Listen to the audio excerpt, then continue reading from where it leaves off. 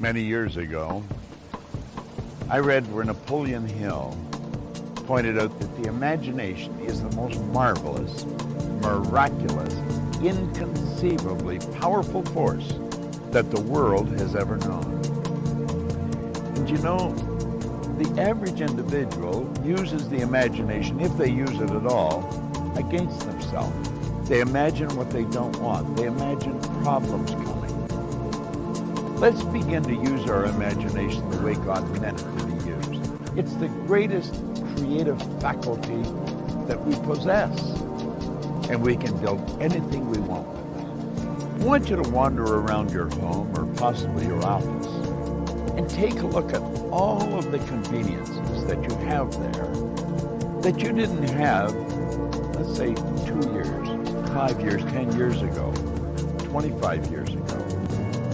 Do you know that every one of them, without exception, was first created in the mind of one individual with their... That's what all highly successful people do. They see where they want to go, and then they act like the person they want to become. It was William James from Harvard's advice. He says it's the actor's technique. Act like the person you want to become. How do you do that? Well, you use your imagination, of course. You see, it's a strange phenomenon, but the greatest gift we've got is used very well up till the ages of 4 or possibly 5. The little child, we always wonder what's going on in their mind. They're using their imagination. They're building wonderful pictures in their mind. But then they get to school, and wham, like that, it comes to an abrupt halt. It's called not paying attention. Daydreaming. Well, what they were really doing was exercising a phenomenal mental faculty. You see, we can see, hear, smell, taste, touch. They're for our physical benefit. As long as we're living in a physical body and corresponding with the material world, we will use our sensory factors. But you know, I have a couple of little dogs at home that can hear, see, smell, taste, and touch. We've got higher faculties. You have perception, the will, memory, intuition, reason, and imagination. These marvelous tools. We can take our imagination and build an image in our mind of how we want to live. Block out what's going now.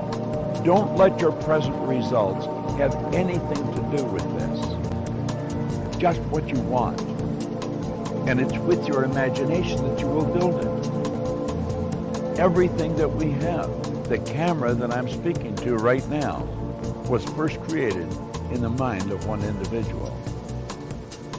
Think of how our world's changed. You see, we were gifted with these higher faculties.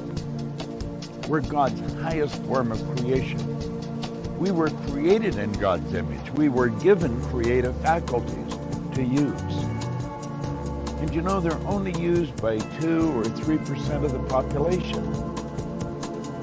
It's almost inconceivable that people would wander around with so much power and potential and squander it.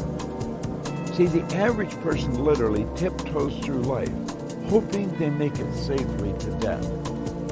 It's such a shame, and it doesn't have to be that way.